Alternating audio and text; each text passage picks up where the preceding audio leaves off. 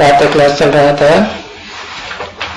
29/11/1967 बुधवार को 7वें पेज की मध्याह्न में बात चल रही थी कि आजकल तो बाहर की दुनिया में ढेर के ढेर ईश्वर कहलाने वाले हैं और फिर वो तुम्हारे लिए भी कहते हैं कि ये भी एक ईश्वर अपन को मानने वाले ब्रह्मा को भगवान बताते हैं।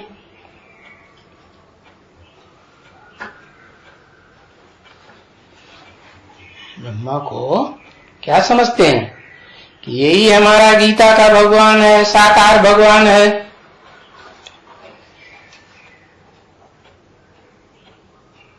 नहीं तो है तो नहीं ना, मानते तो नहीं है ना बच्चे। अब माने या ना माने, जिसके लिए बोलते हैं ब्रह्मा के लिए, वो अपन को क्या समझता है? इस दुनिया में साकार भगवान अपन को समझता है या नहीं समझता है? कि किसी और को समझता है? नहीं। तो फिर देखो ये बनी, क्या बनी?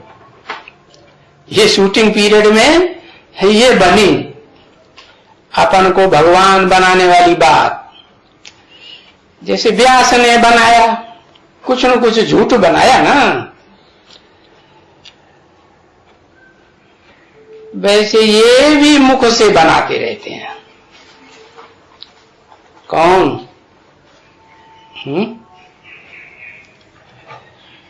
तुम सुनते हो कभी मुख से कि अपन को,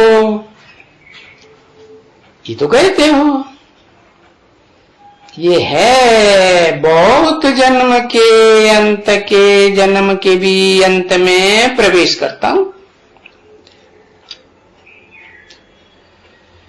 तो ये बात मनुष्य नहीं समझ सकते हैं कि बहुत जन्म क्या? अरे बहुत जन्म, 84 जन्म, 84 का चक्र आया हुआ है और उस जन्म का भी अंत वानप्रस्थ अवस्था 60 साल। कहते हैं ना 60 तो लगी लाठ। कौन सी लाठ? ज्ञान की लाठी।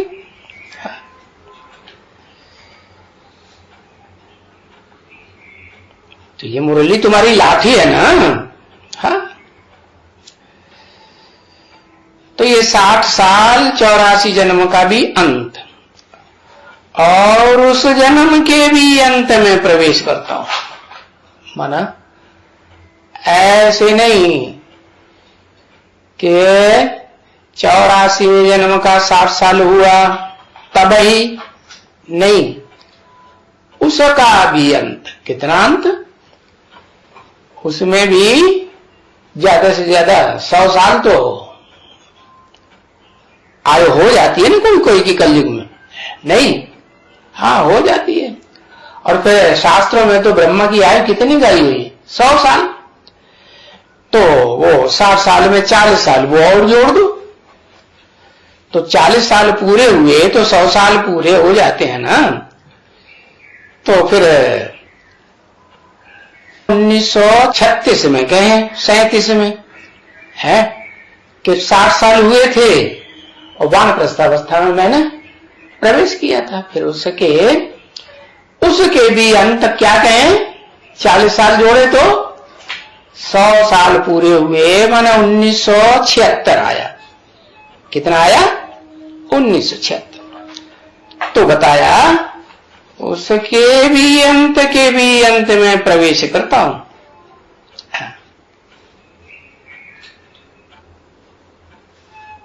तो ये मनुष्य नहीं समझ सकते हैं ये बात की गहराई को। तो अगर नहीं समझ सकते हैं तो तुम लिख दियो। फिर उनकी है उनके ऊपर कि वो भी लिखा हुआ है। श्री कृष्ण के जो ये है ना, उसमें लिखा है बहुत जन्म के अंत में भी मैं प्रवेश करके फिर इनका नाम ब्रह्मा रखता हूं। हाँ, ब्रह्मा नाम क्यों रखता हूं? वो परम पुरुष है ना, सुप्रीम सोल। तो जो परम पुरुष है उसको परम अम्मा चाहिए कि नहीं चाहिए? तो जिस पुरुष तन में प्रवेश करते हैं तो काम निकालने के लिए नाम ब्रह्मा दे देते हैं। अब ये लिखा भी तो हुआ है ना। तो बच्चे जब वो कहते हैं ब्रह्मा भगवान,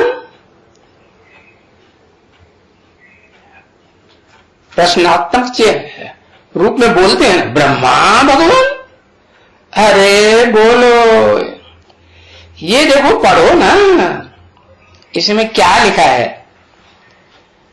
अच्छा, वो लिखा तो को छोड़ो, चलो भला झाड़ के ऊपर आ जाओ। क्या ये लक्ष्मी नारायण का चित्र छोड़ो, कहां आ जाओ? झाड़ के ऊपर आ जाओ। देखो ये षष्ठी रूपी वृक्ष है, तो जो ऊपर में है दिखाते हैं ना, क्या किसकी जड़ें ऊपर फैली हुई हैं, शाखाएं नीचे हैं, अधोमुखी शाखाएं। तो अब देखो इसे झाड़ के पिछाड़ी में देखो, जहां कलयुग है ना, है तहां पिछाड़ी में खड़ा है, एकदम आखिर में है। देखो कलयुग में नहीं खड़ा हुआ है। अरे कलयुग पिछाड़ी का युग है कि आधारी या मध्य का युग है? पिछाड़ी का युग है ना। तो देखो पीछे यहां झाड़ में बैठे बैठे जड़ में तपस्या कर रहे हैं, तो जरूर पतित है। तपस्या कौन करेगा? पाप किए होंगे तो उन पापों से हरण होने के लिए तप करते हैं, तो जरूर पतित हुए हैं। ऊपर में पिछाड़ी में तमो प्रधान, सतो प्रधान बनने के लिए भाई ये योग सीख रहे हैं। ये भारत का राजयोग तो प्रसिद्ध है ना, है तो अभी है ना, ये चित्रों में सब लिखा हुआ तो है ना। तो ये चित्रों में उनको ये समझाना चाहिए, परंतु नहीं, बस ये जो सुनी सुनाई बातें शास्त्रों की, उनमें ही चले आते हैं। तो देखो ये भारत में सुनी सुनाई के ऊपर ये तो तुम जानते हो कि सतयुग से लेकर के त्रेता तक तुमको बाप ने क्या दिया? ज्ञान दिया। सतयुग त्रेता तक ज्ञान दिया कि सतयुग त्रेता की शूटिंग तक ज्ञान दिया?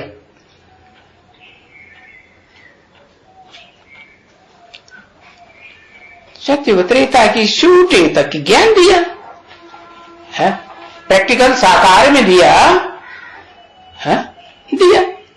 हाँ, और प्रवृत्ति में रह करके दिया या निवृत्ति में रहकर दिया? प्रवृत्ति में रहकर दिया तो जिसके कारण तुम आधा कल्प तो है, उसे ज्ञान के प्रभाव से जो शूटिंग पीरियड में तुमने लिया, तुम आधा कल्प स्वर्ग में सुखी दुनिया में, बाकी तो फिर ये दुख होती है नहीं सुनी सुनाई। क्या सुनी सुनाई बातों से भारतवासियों ने दुर्गति पाई? किसकी सुनी सुनाई बातों से? जो भी ये धर्म पिताएं आए ना, है द्वैतवाद फैलाने वाले, है दो दो धर्म, दो दो राज्य, दो दो भाषाएं, दो दो कुल मत हैं, तो उनकी सुनी सुनाई बातों से, उन सुनी सुनाई बातों के कारण तो देखो मनुष्य इतना वो बैठ करके रावण बनाया है। शास्त्रों की सुनी सुनाई बात पर ये रावण बनाया ना, इतना बड़ा बना दिया। और पीछे देखो कितने शास्त्र बनाए हैं, रावण के हाथ में शास्त्र देते हैं ना, और सभी फालतू। अब है तो ना, कोई भी है। अब ये कलयुग का है अंत, बाप बैठ करके समझाते हैं, है क्या समझाते हैं कि मैं कलयुग के अंत में आकर के है सत्युग रूपी सवेरे की आदि करता हूं, झूठ खंड खलास करके। अरे गीता में क्या लिखा हुआ? धर्म संस्थापनार्थाय विनाशाय च दुष्कृतम्। तो दुष्ट कर्मों का युग कौन सा है? कलयुग। तो कलयुग के अंत में आकर के बैठ के समझाते हैं।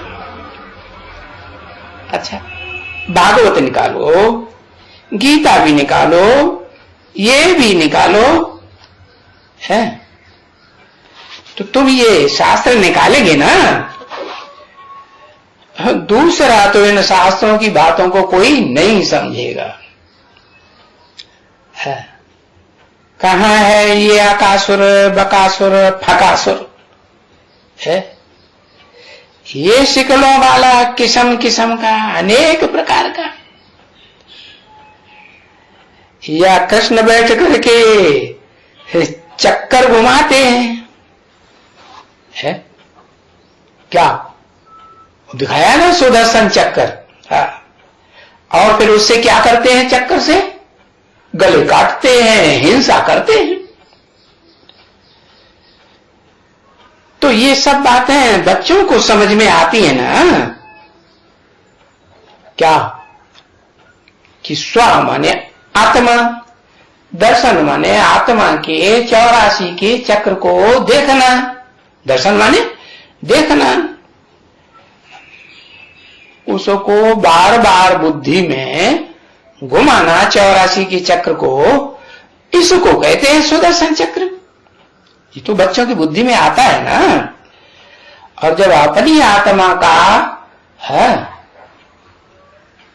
साक्षात्कार हो जाता है ना सुदर्शन चक्र से, तो अपने पार्ट का तो मालूम पड़ जाता है तुम बच्चों को कि हमारा पार्ट तो है और धर्मों के मुकाबले, या जो उन धर्मों में कन्वर्ट होते हैं उनके मुकाबले अच्छा है या खराब है? तुमको तो पता चल जाता है कि तुम बच्चों का तो पार्ट है जन्म जन्मांतर का सुख का कितना पार्ट है। क्योंकि और धर्म वाले तो आधा हिस्सा सुख इस दुनिया में, आधा हिस्सा दुख भोगते हैं, और तुम 3 हिस्सा सुख और है 1 हिस्सा दुख भोगते हो। उसमें भी नंबरवार। कोई तो ऐसे भी बच्चे हैं निराले, थोड़े होंगे ना, जो 82-83 जन्म तक भी सुख में रहते हैं। तो तुम बच्चों को तो समझ में आता है कि ये सुदर्शन चक्र क्या है।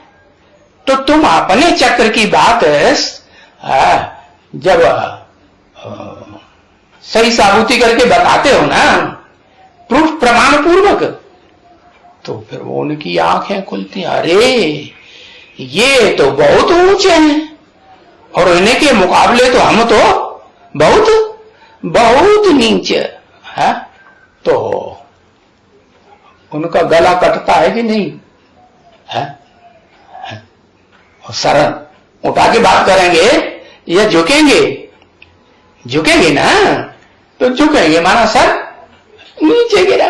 हाँ, तो ये बात तुम्हारी समझ में आती है कि कौन सा अरे सुदर्शन चक्र घुमाया है और गला दूसरों का, असुरों का गला काट दिया। तो देखो, अब जो शास्त्रों में सीधी सीधी बातें लिखी हैं उनको सीधा सीधा समझ लिया, ऐसी ये झूठी बातें तो है नहीं है। ये भक्ति मार्ग में सभी झूठ है। उसके यथार्थ अर्थ को बाप आकर समझाते हैं। अब ये कृष्ण है, अब कृष्ण को तो कोई हिंसक नहीं कहेगा ना, है? जिसे कृष्ण की मंदिर में बच्चे के रूप में पूजा करते हैं, वो कृष्ण बच्चा किसी की हिंसा करेगा क्या है? तो जो हिंसा नहीं करता है उसकी पूजा करते हैं। और बड़े रूप में जो कृष्ण दिखाया है महाभारत युद्ध में, तो उसकी पूजा करते हैं?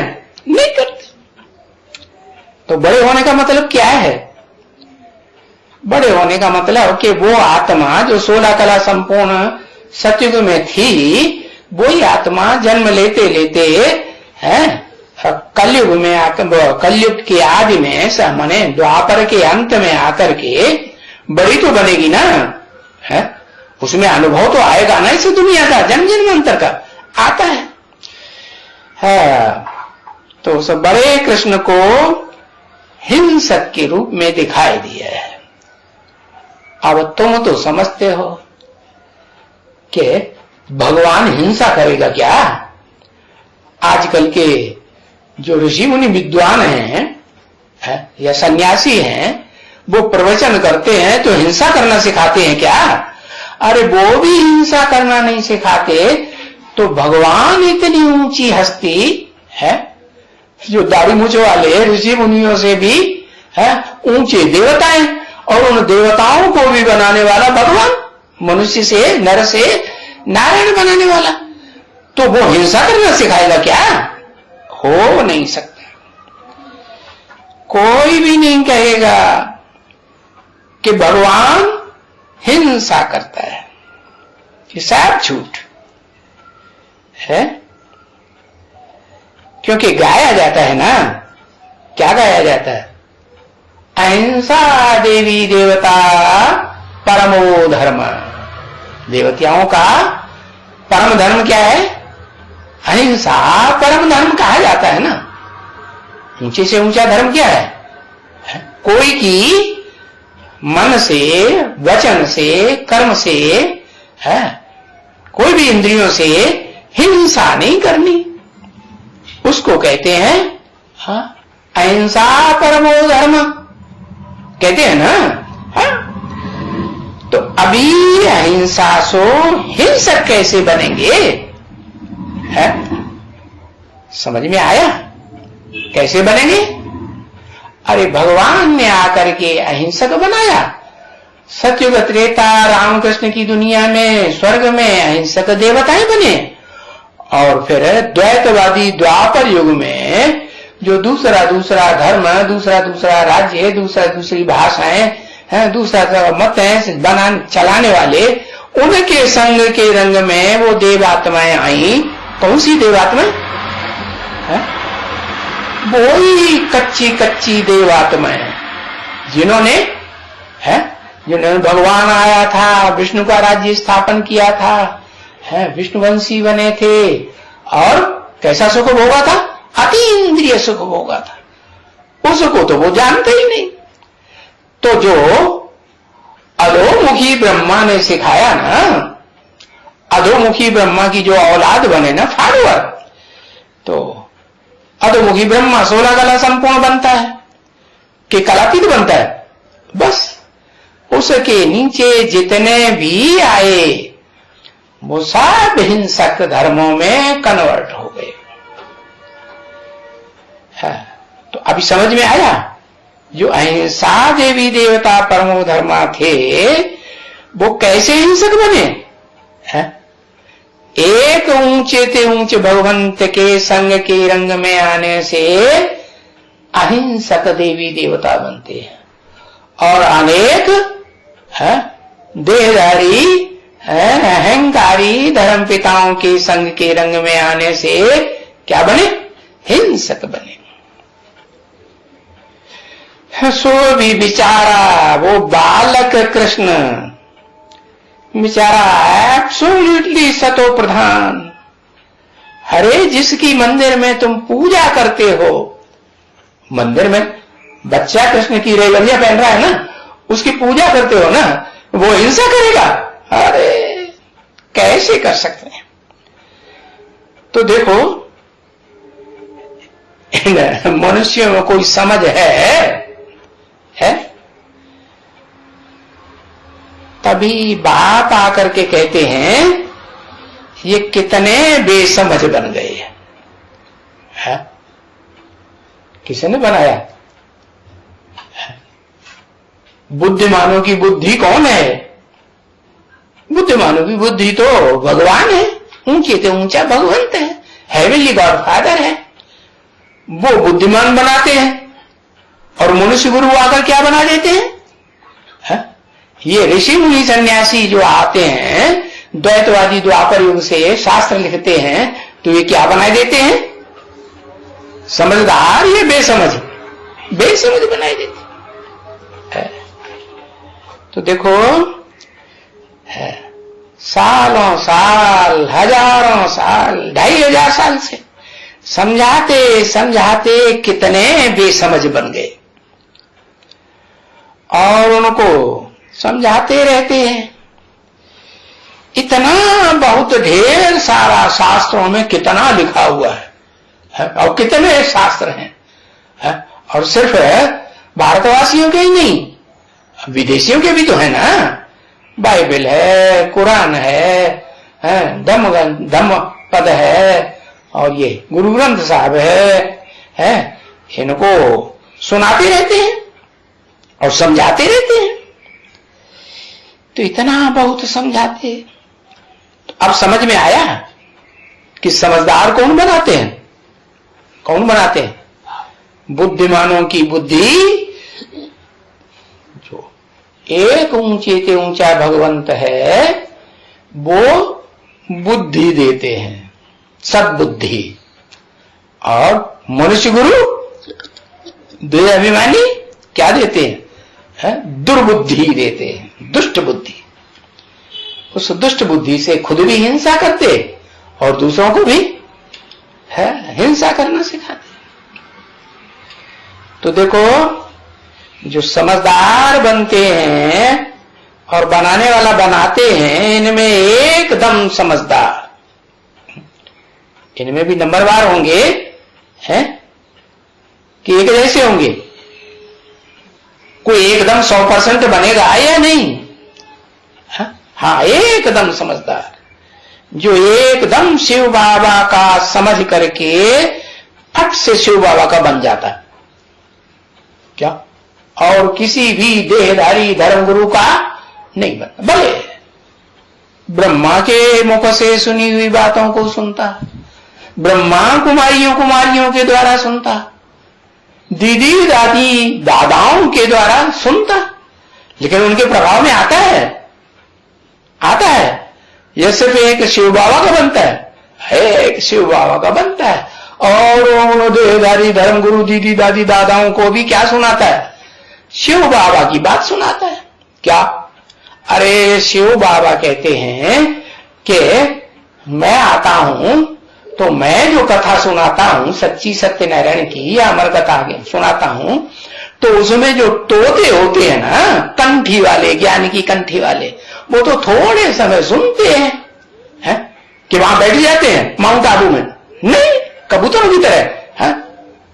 जैसे यादगार मंदिर है ना शिव बाबा का, तो उसमें कबूतर बहुत रहते हैं। क्या करते हैं, ऊपर से बीट करते हैं और एकदम शिवलिंग के ऊपर गिरती है आकर के, ये धंधा करते रहते हैं। ये विकारों की लैट्रिन सर के ऊपर ही भगवान की करते रहते हैं। तो वो बताते हैं साफ साफ क्या कि जो तोते होते हैं वो वहां रहते नहीं है मंदिर में, थोड़ा समय आया, कथा सुनी और चारों तरफ टियो टियो टियो टियो टियो चारों तरफ सुनाई दी, दुनिया में वो कथा सच्ची सत्यनारायण की फैलाई दी। और कबूतर क्या करते हैं, कबूतर बस गंद करते हैं। तो देखो ऐसे तोते तो एकदम शिव बाबा के बन जाते हैं। सब कुछ सब, जबकि आपका हम सब ले लेते हैं। किसका? आपका। ऊंचे ते ऊंचे भगवंत शिव बाप का, हेवनली गॉड फादर का सब कुछ ले क्या ले लेते हैं? सब कुछ। अरे अखूट ज्ञान का जो भंडारी है उसका अखूट ज्ञान ले लेते हैं तो सब कुछ ले लिया ना। उसके पास कुछ और है देने के लिए? सोना चांदी हीरे जवाहरात नहीं, अखूट ज्ञान का भंडार सारा का सारा दे देते हैं। और विश्व का मालिकपना दे देते हैं कि नहीं, कि ज्ञान का भंडार ही दे देते हैं। अरे उस ज्ञान के भंडार से तुम विश्व की बादशाही पा लेते हो, विश्व के मालिकपना पा लेते हो। तो फिर हम सब अपना क्यों नहीं लेवे? क्या अपना? अरे शास्त्रों में भी लिखा है ऋते ज्ञानानंद मुक्ति, बिना ज्ञान के तो मुक्ति भी नहीं होती। क्या मुक्ति होगी? बिना ज्ञान के नहीं होती। तो बताया ज्ञान ही ऊंची चीज हुई या ज्ञान से कुछ और ऊंची चीज हुई? हाँ, वो गीता में भी तो लिखा हुआ है। हाँ, सबसे पवित्र चीज क्या है दुनिया में? हाँ, ज्ञान ही सबसे पवित्र चीज है। तो फिर हम अपना जो भी है आत्मा का है क्या वर्षा है, ऊंचते ऊंचे बाप, बापों का बाप जिसका कोई बाप नहीं होता, एवरलास्टिंग बाप, उससे ऊंचे ते ऊंचा अपना अखूट ज्ञान का भंडार का वर्षा क्यों नहीं ले लेवे? समझा ना? तो ये सब होता है ना बच्चे। है देखो, जब भी कोई मरता है ना, है तो ब्राह्मण होते हैं। कौन? करणी घोर ब्राह्मण है। क्या करते हैं?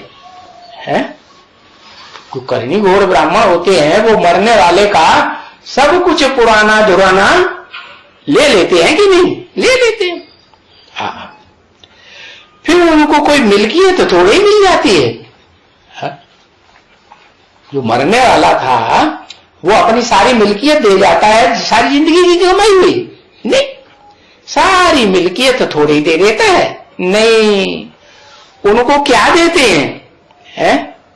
उनको कोई पुराना धुराना मंजा, चारपाई, पुराना बिस्तरा, पुराने कपड़े, ये सभी चीजें दे देते हैं। ये मिसाल क्यों दिया?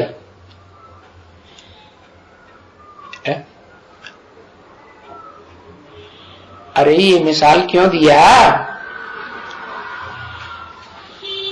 पुरुषोत्तम संगम की दुनिया से टैली करना चाहिए ना। है तो जो फालतू चीजें हैं पुरानी दुरानी वो सब दे देते हैं, घिसी पिटी यूज की हुई, और जो असली चीज है प्रॉपर्टी वो अपने बच्चों के लिए छोड़ जाते हैं। हाँ, तो ऐसे यहां बाप है, क्या करते हैं? वो जो नीची कोटि के ब्राह्मण होते हैं ना, कर्ण घोर ब्राह्मण है, जो स्नान करने बाद में आते रहते हैं भक्ति मार्ग में, तो उनको ये पुरानी दुरानी चीजें मिलती हैं, वो दे देते हैं। बाकी सब अपने पास ही रख देते हैं ना। अपने पास माने अपने बच्चों के पास। तो अब समझ में आया बाप के अपने बच्चे कौन हुए? इस सृष्टि रूपी झाड़ में है अपने बच्चे कौन हुए? है जो ढेर की ढेर दूसरे धर्मों की डालियां हैं और जो तना है, जहां एक धर्म एक राज्य होता है, स्वर्ग में तो एक धर्म एक राज्य होता है ना, एक भाषा होती है, एक ही कुल एक ही मत होती है। तो वो जो प्राप्ति करते हैं वो बाद वाली प्राप्ति है करने घोर ब्राह्मणों जैसी, या वो फर्स्ट क्लास प्राप्ति है जो बाप देते हैं तुम बच्चों को? है क्या देते हैं? है क्या देते हैं? हाँ, अतीन्द्रिय सुख वाली ऊंच से ऊंच चीज देते हैं।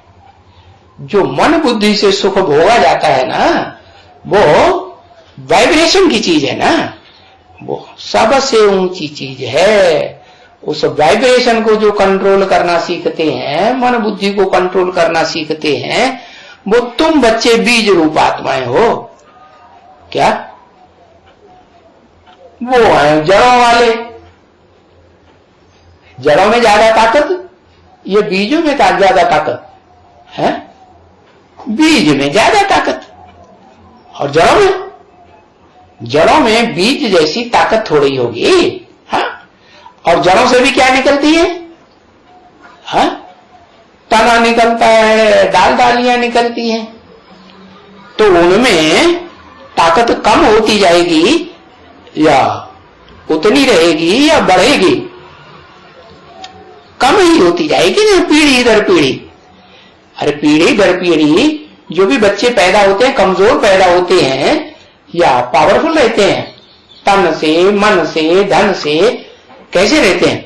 कमजोर। अरे बीज ही देख लो, दुनिया की जो स्थूल बीज हैं, कोई भी बीज को बार बार बो है तो उसकी क्वालिटी गिरती जाएगी या ज्यों की तो बनी रहेगी या ऊंची उठेगी? है एक बीज को दोबारा तिबारा चौबारा बोएंगे तो उसका जो फल निकलेगा वो कमजोर से कमजोर निकलेगा। पौधा भी कमजोर और फल भी कमजोर। तो समझे ना, अच्छा अपने बच्चों के पास रख देते हैं, क्योंकि बाप आत्मा है ना, बीज रूप है ना। आत्मा बीज है कि नहीं? ये शरीर रूपी वृक्ष का। हाँ, तो बीज के जो बीज रूप बच्चे बनते हैं, आत्मा बनते हैं, देवान को छोड़ने का पुरुषार्थ करते हैं, नंबरवार तो हैं। तो उन बीज रूप आत्माओं को मैं सारा वर्षा सारी मुल्कियत दे देता हूं, और जो बची खुची है वो सब बाद में 16 कला संपूर्ण जो देवताएं बने या कम कलाओं के देवताएं बने, या फिर वो और नीचे जो दूसरे धर्म में कन्वर्ट होते हैं या कन्वर्ट नहीं होते हैं, अपने धर्म के पक्के रहते हैं विधर्मियों में, वो बने। उनको फिर क्या देते हैं? पुराना धुराना बचा बचाया यूज किया हुआ दे देते हैं या नया नया दे देंगे? हाँ, यूज किया हुआ दे देते। तो यहां भी ऐसे ही करते हैं, जैसे दुनिया में करनी घोर ब्राह्मणों को पुराना धुराना दे देते हैं, ऐसे ही यहां भी करते हैं। क्या करते हैं? जो अव्वल नंबर के फर्स्ट क्लास नौकरियों के ब्राह्मणों में से सूर्यवंशी ब्राह्मण, तुम असल सूर्यवंशी जो बच्चे बनते हो, उनको अतीन्द्रिय सुख की ऊंचे ते ऊंची बादशाही, सारे विश्व को कंट्रोल करने वाली वाइब्रेशन से तुम सारे विश्व को कंट्रोल करते हो ना। है वाइब्रेशन माने योग बल। क्या कहेगा? योग बल मन बुद्धि का। हाँ, तुमने मन बुद्धि को एक बाप में लगाया। हाँ, कितना ने लगाया? हाँ? मन बुद्धि लगाई। तो मन बुद्धि का जो योग है जिसे कहते हैं कौन सी? वशीभूत कर लेते, वशीकरण मंत्र, वो तुम सीख जाते हो।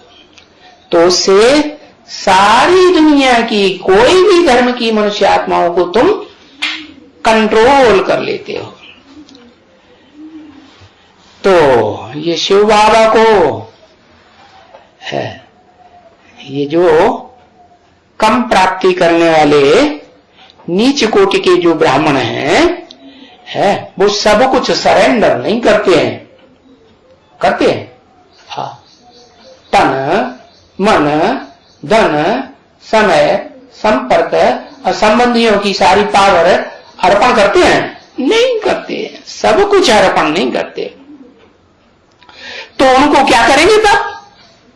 वो अर्पण नहीं करेंगे तो बाप भी अपना सब अकूट ज्ञान का भंडार सारा अर्पण करेंगे? नहीं करेंगे। उनको कोई बेचारे को 5 पैसा देंगे, कोई को 10 पैसा देंगे। हाँ,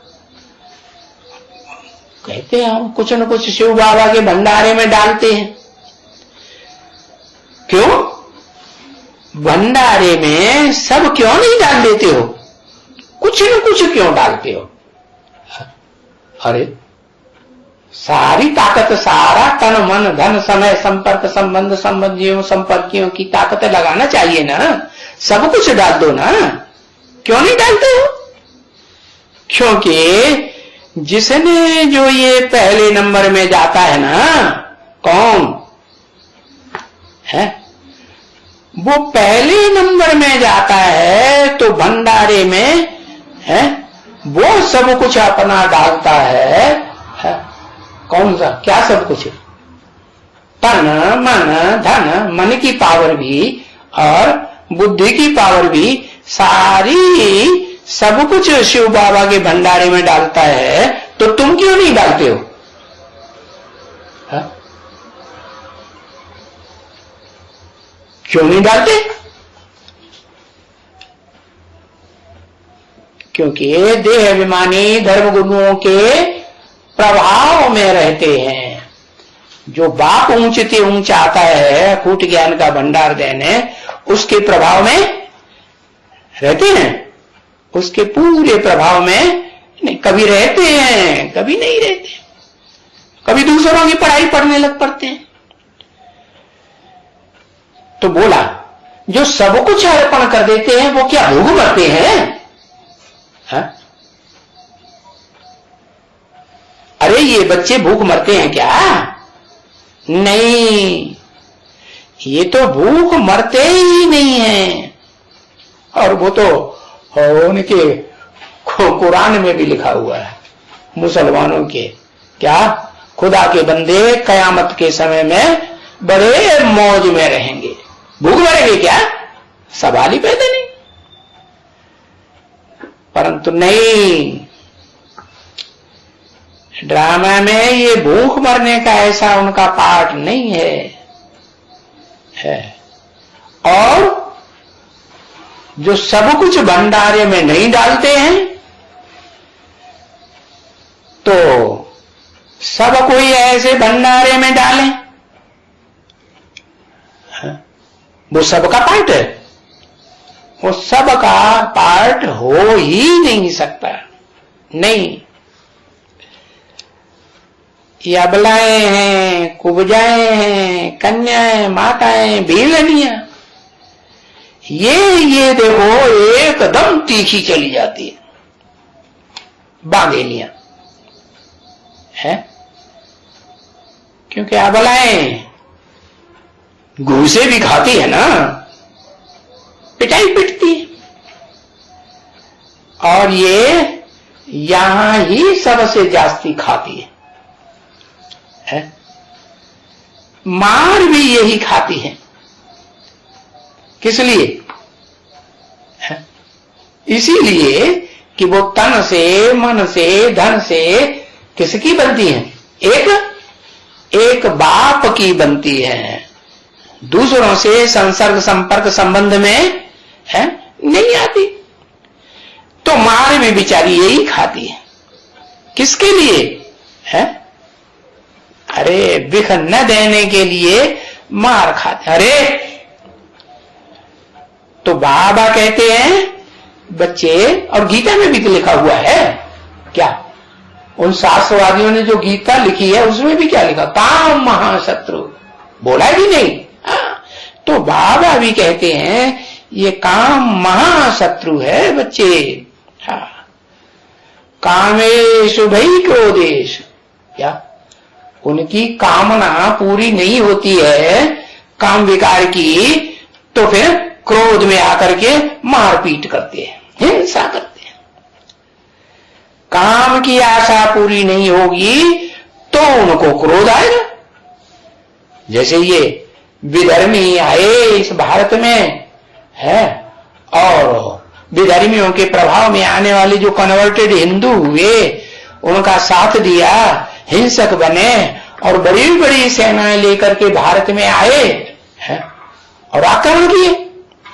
तो जिन बौद्धियों ने अपने बीवी बाल बच्चे तन मन धन उनको दे दिया तो उनसे तो खुश हो गए, और जिन्होंने नहीं दिया उनके गांव के गांव जला दिए। जला दिए कि नहीं? हाँ जला दिए। तो काम की आस उनकी पूरी नहीं होती है क्या, अरे अपनी बीवी बाल बच्चे हमको दे दो, हमें काम की आस है हमारी बहुत बढ़ गई है, तो नहीं पूरी की तो फिर गुस्से में आकर के ऐसे ऐसे जघन्य हिंसक काम करते, क्रोध आएगा है।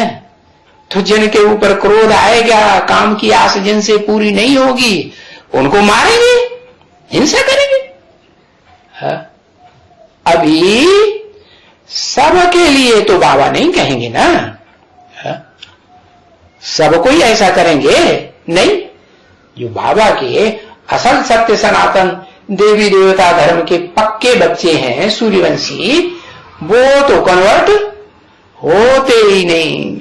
क्या सर कटा सकते हैं लेकिन विधर्मियों के सामने सर झुका सकते ही नहीं। तो ऐसे बच्चे उनके लिए थोड़े ही कहेंगे ऐसे, वो तो बताते हैं सब कुछ कि कैसे ये होता है, ये सब होता है और होता है कल्प पहले मुआफिक। जो कभी कोई लिख देती है बच्ची, अरे बाबा काम विकार के कारण मैं बहुत मार खाती हूं, अरे मेरी हड्डी हड्डी तोड़ दी है, नस नस दर्द कर रही है, फलाना हुआ ढिकाना हुआ, तो मैं लिख देता हूं। है क्या लिख देता हूं? ये तुम्हारा पार्ट ड्रामा में था क्या, पिटाई पिटने का। क्यों? तुमने भी पूर्व जन्म में आया है कुछ ऐसा किया होगा ना, है हिंसकों के प्रभाव में आकर के तुमने भी कुछ ऐसा किया होगा, तो तुमको भी है उसका उजूरा इस आखिरी जन्म में मिलेगा कि नहीं? मिलता है। तो तुम्हारा पार्ट सो भी वाह वाह है। क्यों? कि तुमने जब ऐसा हिंसा का पार्ट बजाया था तो जिनके ऊपर तुमने हिंसा की थी उन विधर्मियों के प्रभाव में आकर के है, तो वहां तो तुम्हारा रक्षक कोई नहीं था, भगवान आया था वहां क्या? नहीं। और अभी तो तुम्हारी रक्षा करने के लिए भगवान आया हुआ है। तो क्या हर्ज है एक जन्म के लिए अगर तुमको बैठ करके है दस्ता बैठकर सीखें तो भी कुछ भी नहीं है। हाँ अरे तुम आधा कल्प के लिए भी विश्व के मालिक बनते हो, है वो तो तुम बनेंगे ही ना। क्या अरे कितना भी कम पुरुषार्थ करेंगे नंबरवार में से तो भी ये तो पक्का है। क्या पक्का है कि 2500 साल के लिए सतयुग त्रेता में रामकृष्ण की दुनिया में तुम मालिक तो बनेंगे ना दुनिया के। हाँ यथा राजा तथा प्रजा होंगे। राजा वहां जैसे अपने बच्चों को प्यार करता है, जो खिलाता है पिलाता है पहनाता है, है, मकानों में रखता है, ऐसे ही प्रजा को भी प्यार करता है कि नहीं? करता है। आज की दुनिया की तरह थोड़े ही है। आज की दुनिया की जो प्रजातंत्र के राजाएं हैं ऐसा करते हैं? यथा राजा तथा प्रजा? नहीं। तो देखो,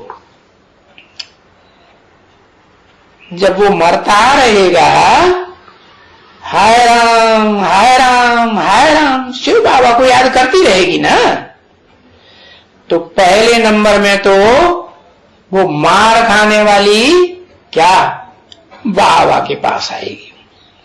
पहले नंबर में किसका मिसाल दिया है? अरे कोई बच्ची थी यज्ञ में, जालंधर में, क्या एक ऐसी बच्ची थी जिसको उसके पति ने गड़ासे से सर उड़ाई दिया, मार डाला है। मरते मरते बच्ची मर गई, लेकिन विकारी नहीं बनी। तो देखो, वो बच्ची बाबा ने कहा बहुत ऊंचे नंबर में जाएगी। पहले नंबर में आएगी या नहीं? हाँ। कौन सा पहला नंबर होता है? पहले नंबर में ऊंचा पद क्या होता है?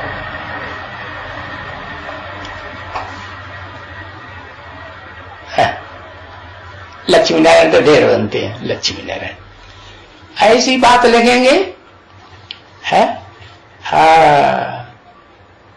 अरे आदि लक्ष्मी नारायण जो विश्व के मालिक बनते हैं, जगत पिता, सारे जगत के विश्व पिता बनते हैं, विश्व के मालिक, विश्वनाथ कहा जाता है ना।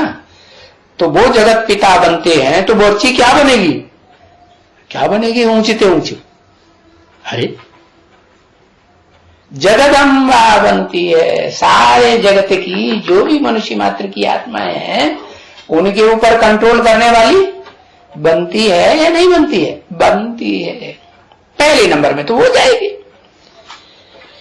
तभी बाबा कहते हैं ना, क्या कहते हैं? बच्चे जब आती हैं ऐसी बच्चियां, है कैसी बच्चियां? जो पवित्रता को मेंटेन करने के लिए है, जान भी देने के लिए हाजिर हैं, तो हम बोला, अरे बच्ची तुम फिक्र मत करो, है हाँ, क्योंकि तुमको जो अगर बेकार में भी जाते हैं तो तुम्हारी तो आशा अपने अंदर की नहीं है ना, मन की है। तुम्हारे दिल के अंदर ये चाहना है कि ये बेकार भोगें और हमको सुख बेकारी दें, नहीं है ना। जबरदस्ती तुम्हारे हाथ पांव बांध करके ऐसा करते हैं, है तो उनकी आशा है, वो ही भोगेगा, है। जो हिंसा करेगा वो उसका उजूरा इसी जन्म में भोगेगा या नहीं भोगेगा। और ज्ञान में नहीं चलता है तो 1 गुना भोगेगा, और ज्ञान में चलता है तो कितना भोगेगा? 100 गुना यहां तो बोझ चढ़ता है। तो तुम भोगेगी क्या? भोगेंगी? तुम नहीं भोगेंगी। तो देखो, उनको मारते रहते हैं, हाय राम हाय शिव बाबा हाय बाबा, हाँ है ना उसमें है? हमको नगन करते हैं किसमें? अरे भागवत में है, महाभारत में, शास्त्र में लिखा हुआ है ना, द्रौपदी क्या कहती है? हमको नगन करते हैं। कोई ने नहीं बचाया, कोई ने बचाया? विद्वान पंडित आचार्य बड़ी पंडिताई झाड़ते हैं, बड़े बड़े भाषण करते हैं, उन्होंने आकर बचाया? नहीं बचाया। सब नगन करते हैं। ये धृतराष्ट्र बैठे हुए हैं, ये दुर्योधन दुशासन बैठे हुए हैं, ये बड़े बड़े भीष्म पितामह, ये बड़े बड़े कृपाचार्य बैठे हुए हैं, इन्होंने बचाया? कोई ने नहीं बचाया। नगन करते हैं, मारते हैं। दुशासन बाल खींच खींच करके पटकता है ना, खचेरता है। तो दिखलाया तो है ना शास्त्रों में, परंतु दिखलाया तो है, पर बातों को कोई मनुष्य समझते थोड़े ही है। क्यों नहीं समझते? क्योंकि उन्होंने तो कृष्ण को द्वापर के अंत में कृष्ण भगवान को डाल दिया और द्वापर के अंत की बात बताई दी। ये थोड़े उनकी बुद्धि में है कि ये कलयुग के अंत की आज के समय की बातें हैं कि कन्याओं माताओं को खास करके जो भारतीय कन्याएं माताएं हैं पवित्रता को मेंटेन करने वाली हैं, एक लिंग को झुकने वाली है, पतिव्रत धर्म को निभाने वाली हैं, तो उनके लिए ये बातें हैं कि ऐसी द्रौपदियों की रक्षा करने के लिए एक भगवान को ही आना पड़ता है। नगन होने से बचाते हैं कि नहीं? देखो फर्रुखाबाद में, फतेहगढ़ में 2-3 कन्याओं को नगन किया, नगन करने के लिए कोशिश की तो उनको बचाया या नहीं बचाया है? या वो नगन हो गई? नहीं, बचा लिया। ऐसे दिल्ली में भी वो उसकी अम्मा भी उसके साथ में और सारे जो पुलिस वाले वो भी उनके साथ में है और सब दबाव दे रहे हैं और ऑफिसरों ने दबाव दिया, रिश्वत देने वालों ने भी दबाव दिया कि उसको नंगा करो। लेकिन फिर बच गई कि रह गई? बच गई ना। हाँ? तो मनुष्य इन बातों को थोड़े ही समझते हैं क्या कि जो शास्त्रों में लिखा हुआ है द्रौपदी को नग्न करते हैं तो वो थोड़े ही समझते हैं। वो तो समझते हैं ये तो द्वापर युग की बात है? कहां की बात समझते हैं? हाँ, पास्ट की बात समझते हैं। ये नहीं समझते कि अभी कलयुग के अंत में भगवान आते हैं और कन्या माताओं के लिए खास आते हैं उनको बचाने के लिए। तो ये सब बंदर बुद्धि है, कुछ भी नहीं समझते हैं और वो और ही लिखते रहते हैं। क्या लिखते हैं? वाह, ये क्या लिखा है? भारत की पत गवाते हैं क्या? भारत की पत तो तुम गंवाए रहे हो क्या? विशेष भारत को, वो जो भारत था, भाव माने ज्ञानी की रोशनी में लगा हुआ रहने वाला था। ज्ञान एक से आता है, अनेक मनुष्यों के ज्ञान में लगा हुआ नहीं, एक ऊंचे के ऊंचे भगवंत ज्ञान में लगा हुआ। वो सा जो ऊंचे ऊंच भारत था उसको विशेष तुमने बनाया है क्या? तुमने कैसे बनाया? अरे जो भगवान से ऊंची पढ़ाई पढ़ा वो कैसे विशेष बनेगा? क्योंकि भगवान ने उसको सिखाया। क्या सिखाया? कि बच्चे तुम्हारा ऊंचे से ऊंचा लक्ष्य है क्या बनना है? पुरुष तन में आता हूं, मुकर्रर रथ में आता हूं, उसको भी लक्ष्य देता हूं। क्या बनना है? अरे परम पुरुष है, जो भी पुरुष है, मनुष्य है, जो भी पुरुष है इस दुनिया में, सात दुर्योधन दुशासन, तुम्हें पुरुष नहीं बनना है। क्या बनना है? वो परम ब्रह्मा। ब्रह्मा नामधारियों में भी वो ऊर्ध्वमुखी ऊंचे से ऊंचा ब्रह्मा सहनशील बनना है। तो बाप ने आकर के तो ऐसा सहनशील बनाया ना, तो वो सहनशील देव आत्माएं जो हैं वो द्वापर युग में जाकर के भले द्वैतवादियों के बीच में जन्म लेती हैं तो भी उनकी अत्याचार का मुकाबला करती हैं, मुकाबला करती हैं कि नहीं? हाँ, मुकाबला करती हैं। लेकिन कन्याएं माताएं मुकाबला करती हैं क्या? करती हैं?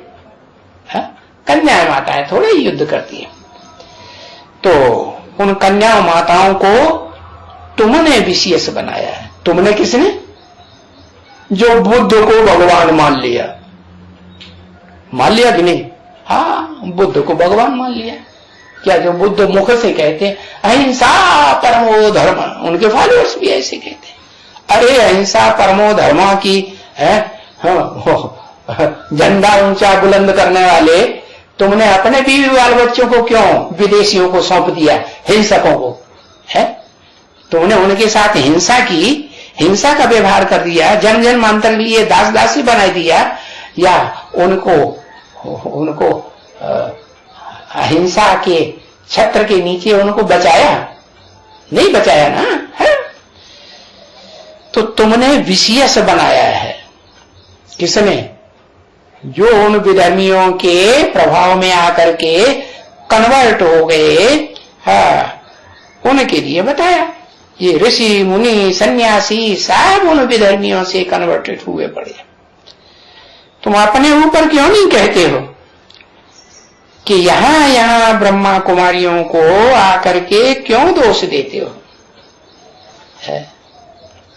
हिस्ट्री उठा के देखो, मनुष्यों के पास 2500 साल की हिस्ट्री तो है ना, वो उठा के देखो किसके संग के रंग में आकर के ये 90% भारतवासी जो है वो विधर्मी बन गए, विदेशी बन गए, नास्तिक बन पड़े। ओम शांति।